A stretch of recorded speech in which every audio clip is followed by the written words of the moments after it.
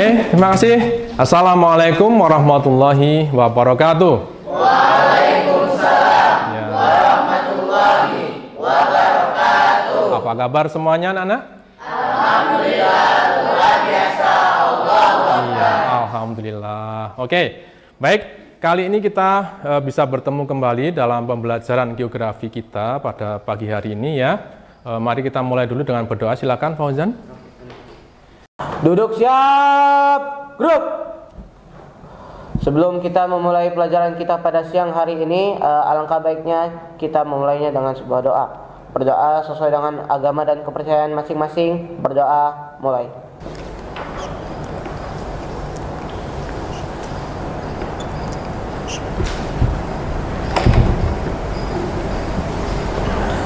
Berdoa selesai. Iya. Ya, terima kasih Fauzan. Ya, ini sudah diawali dengan doa. Semoga pembelajaran kita pada pagi hari ini dapat berjalan dengan lancar, nak ya. Baik, untuk memulai pembelajaran hari ini, kira-kira apa yang telah kalian pelajari minggu lalu? Siapa yang masing? Saya, Pak. Ya.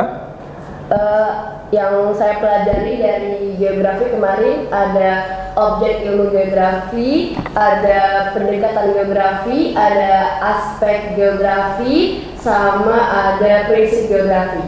Iya, terima kasih. Benar sekali ya. Kemarin kita sudah mempelajari pengetahuan dasar geografi. Ya, ada objek, ada prinsip, ada pendekatan, ya kan? Ya.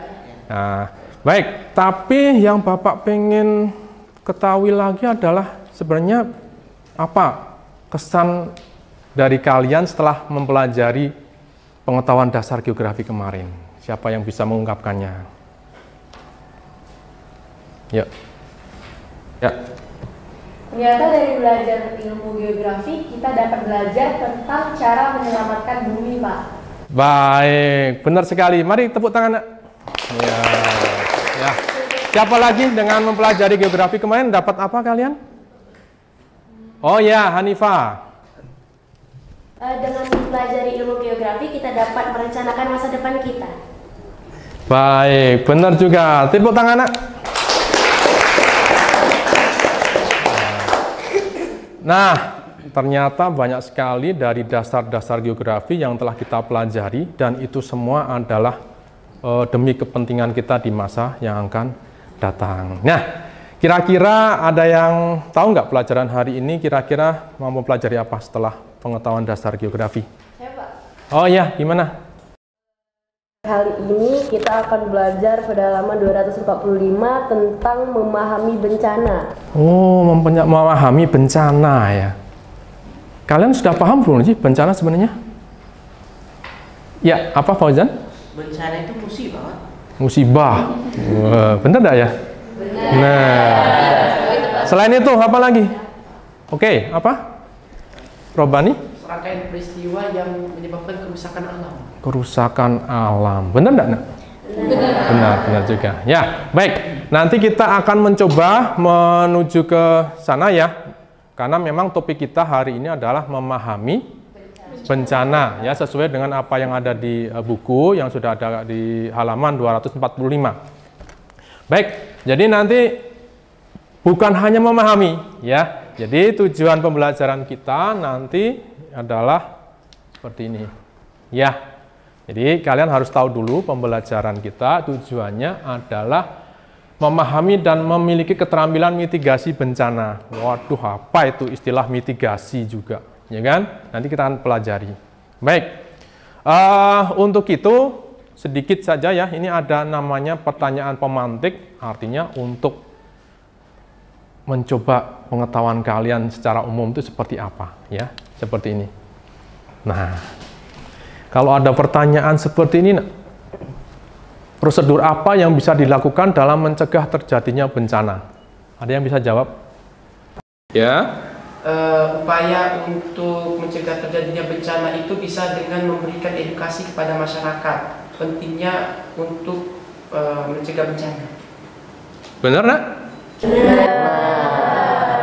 Nah, kita mau melihat tayangan ini dulu.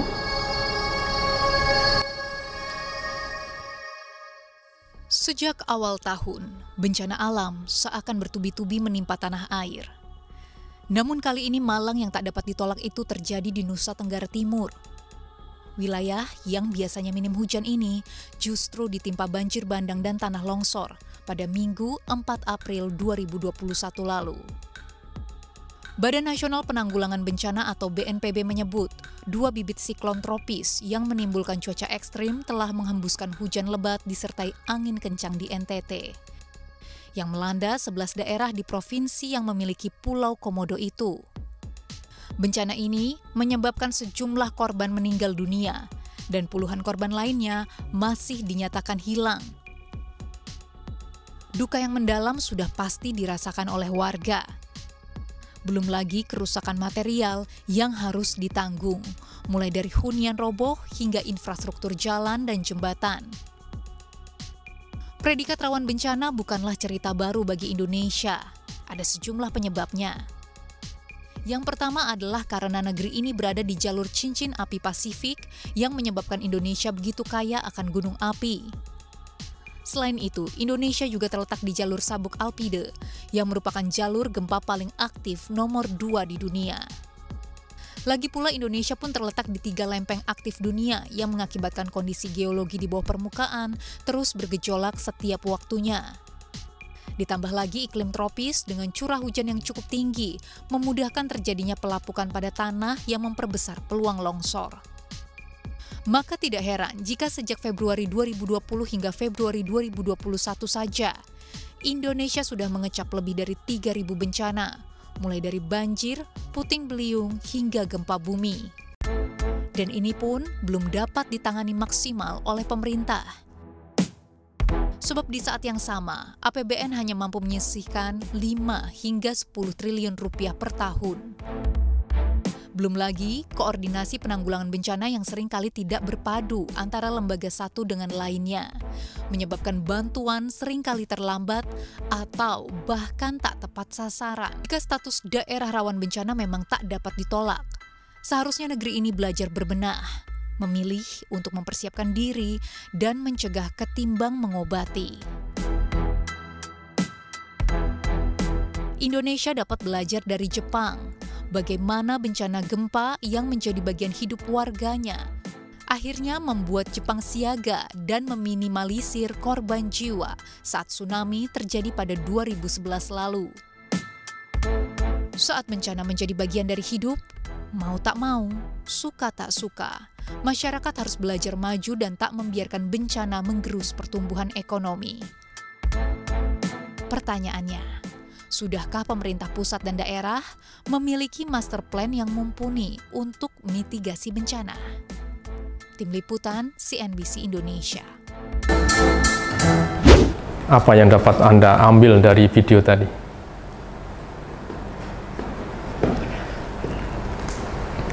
Siapa? Wah, ada 2 ya. Oke, Robani dulu. Kira-kira kekurangan negara Indonesia dalam upaya meminimalisir dampak bencana itu adalah kekurangan sinergi antara lembaga yang satu dengan lembaga yang lain, sehingga dampak dari bencana ini pun tidak bisa secara merata terminimalisir seperti itu. Dan seharusnya Indonesia belajar dari Jepang bagaimana cara mereka meminimalisir dampak dari bencana itu di tahun 2011 ketika terjadinya tsunami. Ya, mungkin ada pendapat lain. Yang lain dulu, Bapak tampung dulu. Oke, Sultan mungkin. Yang bisa saya petik dari video tersebut adalah bahwa daripada kita mengobati apa yang sudah ditimbulkan dari suatu bencana, lebih baik kita mencegah, terutama jika kita sudah mengetahui kondisi alam dari negara kita sendiri. Iya. Oke, terima kasih. Tepuk tangan untuk 2 teman kalian. Yang Bapak ambil adalah tadi yang terakhir terutamanya, yang Robani juga bagus. Kita harus nyontoh negara lain, belajar gitu ya. Yang kedua dari Sultan adalah kita lebih baik apa? Mencegah daripada mengobati. Nah, Bapak pengen kalian memahami dulu apa itu bencana. Jadi kegiatannya adalah kegiatan literasi. Silakan kalian buka halaman 245 sampai 247 ya. Nah, tentang bencana. Ya, oke. Bapak kasih 5 menit cukup. Udah selesai belum? Udah ya. Baik, apa yang kalian pahami dulu mengenai bencana setelah kalian baca buku tadi? Oke, apa Hanzan? Bencana adalah suatu rangkaian atau peristiwa yang dapat mengancam dan mengganggu kehidupan dan penghidupan manusia, baik itu berasal dari alam maupun melalui rangkaian yang awalnya disebabkan oleh kegiatan manusia itu sendiri. Iya. Baik. Jadi fokus kita setelah kita mengetahui bencana, kita pengen ke arah yang lebih tinggi lagi kan? Nah, sekarang ke ini. Penanggulangan bencana itu adalah serangkaian upaya yang meliputi penetapan kebijakan pembangunan yang berisiko timbulnya bencana, kegiatan pencegahan bencana, tanggap darurat, rehabilitasi, dan rekonstruksi. Itu sampai diundang-undangkan, nak, di sini Undang-Undang Nomor 24 tahun 2007 ya. Nanti tentang bencana itu memang kita menggunakan ini ya. Kemudian siklus manajemen bencana ya. Jadi yang pertama nanti ada siklus seperti ini ya. Jadi kita harus siap-siap, namanya kesiapsiagaan ini ya. Kemudian nanti ada tanggap darurat. Setelah ada bencana itu kita pada saat itu kita sebut sebagai tanggap darurat. Kemudian nanti ada pemulihan, ya. Kemudian nanti ada pencegahan dan mitigasi. Setelah selesai semua pemulihan, itu kita harus belajar, ya. Kata Sultan tadi harus bisa mencegah, gitu ya. Jadi inilah namanya siklus manajemen bencana. Secara umum dibagi jadi 4 tahap, tapi nanti kegiatannya banyak. Yang pertama pencegahan, prevention. Mitigasi atau mitigation, kemudian kesiapan atau preparedness, kemudian ada peringatan dini ya atau early warning. Nah, untuk hari ini kita khusus sampai 1, 2, 3, 4 ini. Jadi dalam pembelajaran kita ya insya Allah akan menyenangkan, itu nanti kita mencoba mengotak-atik ini.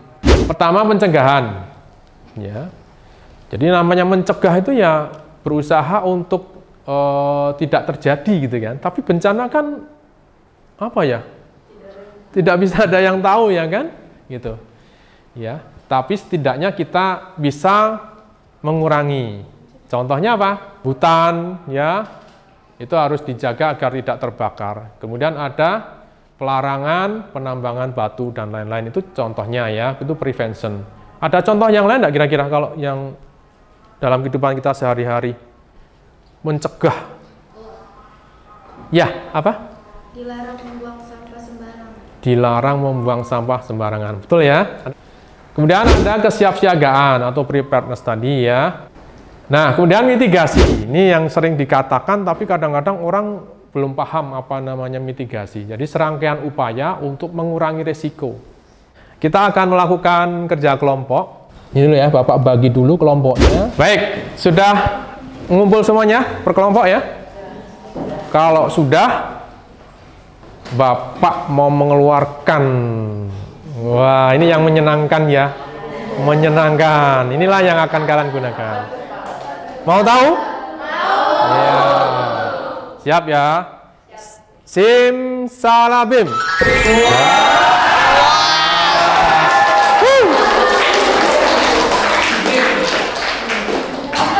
Terkejut enggak kalian?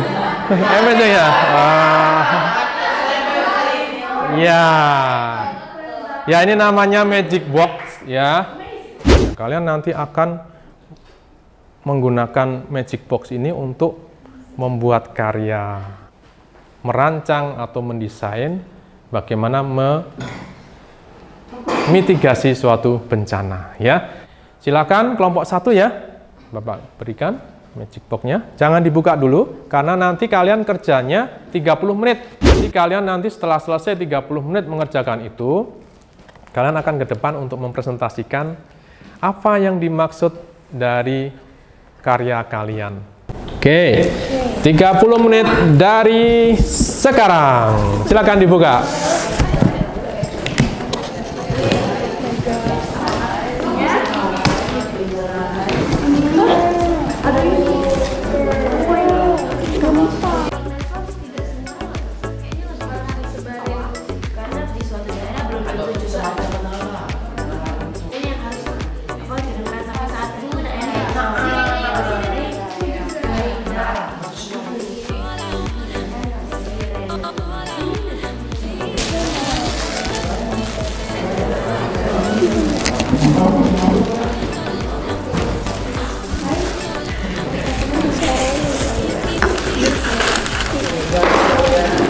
Suara musiknya kita buat semacam benda sama aliran air kan terlalu itu kalau yang bermusiknya disosialisasi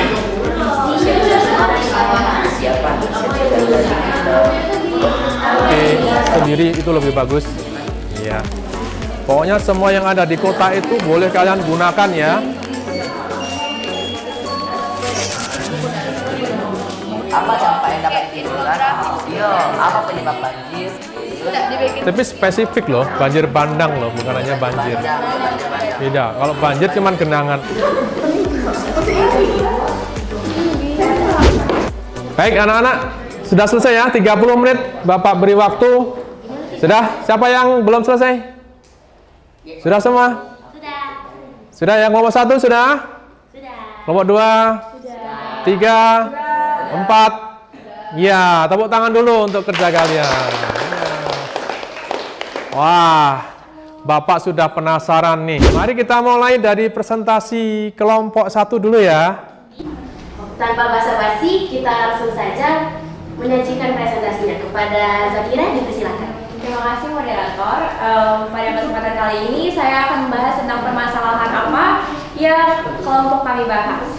Yang pertama adalah erupsi Gunung Semeru. Dan sedangkan sistem peringatan dini tidak tersebar dengan baik.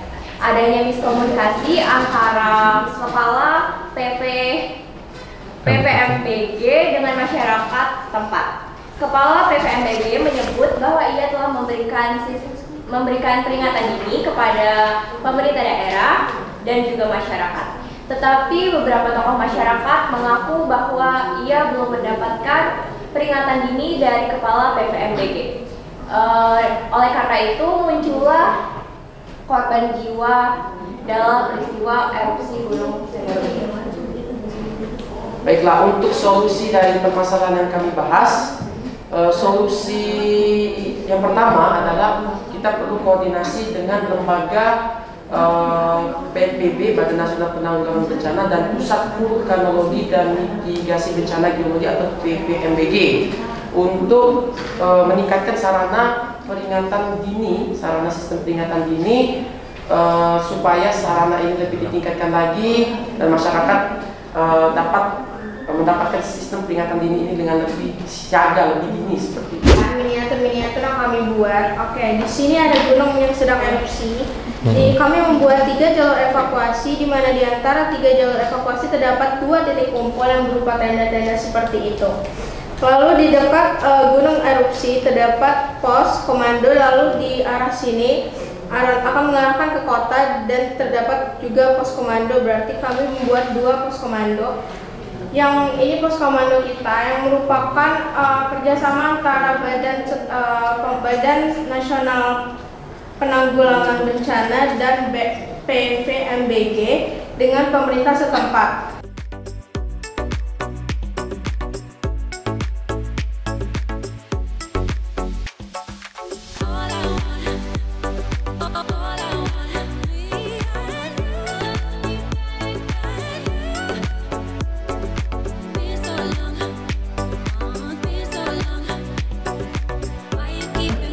Baik, sekarang kita mau menyimpulkan dari pembelajaran kita. Siapa yang mau menyimpulkan? Oke, Fauzan, silakan.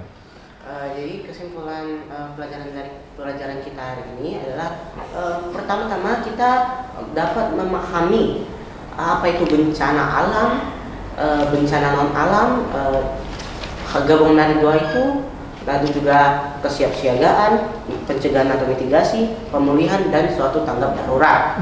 Kita juga dapat mempelajari apa yang dapat kita lakukan sebagai pencegahan, mitigasi, dan pemulihan terhadap suatu kasus-kasus tertentu.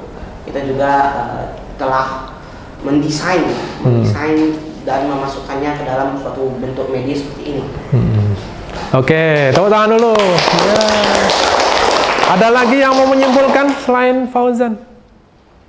Satu lagi mungkin? Siapa? Oh, Bunga, silakan. Baik, jadi yang bisa kita dapat atau kita petik pada pembelajaran kali ini adalah kita menjadi lebih kreatif dan benar kritis tentang pencegahan bencana alam yang mungkin terjadi di sekitar kita. Kita juga menjadi lebih siaga ketika terjadinya bencana alam di sekitar kita. Itu saja. Oke, terima kasih Bunga. Ya, tepuk tangan juga. Iya. Jadi yang kita pelajari tadi apa, Nak? Tentang Bencana alam. Dan penanggulangannya ya. Kemudian pengalaman yang menarik apa selama pembelajaran tadi? diskusi. Ya, diskusi. Iya, membuat kreasi, ya, ide-ide baru. Baik. Kemudian kesulitan apa yang dialami selama tadi pembelajaran? Bahan. Ya, dengan seminim mungkin tapi diupayakan.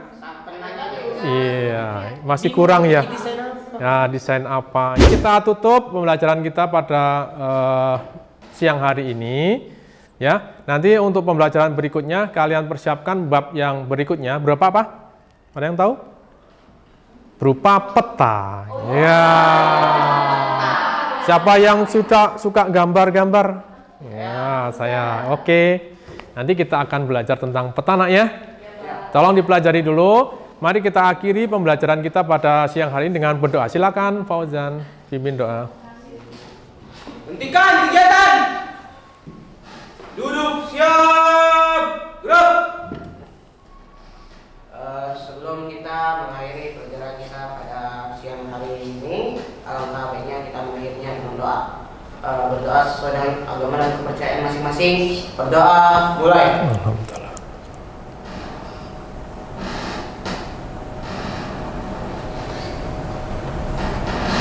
Berdoa selesai. Oke, baik. Terima kasih untuk hari ini anak-anak. Kalian hebat semuanya. Kalian inovasinya banyak. Kalian kreatif. Dan semoga itu akan berguna bagi kalian di masa yang akan datang. Amin. Amin. Kita akhiri. Wassalamualaikum warahmatullahi wabarakatuh.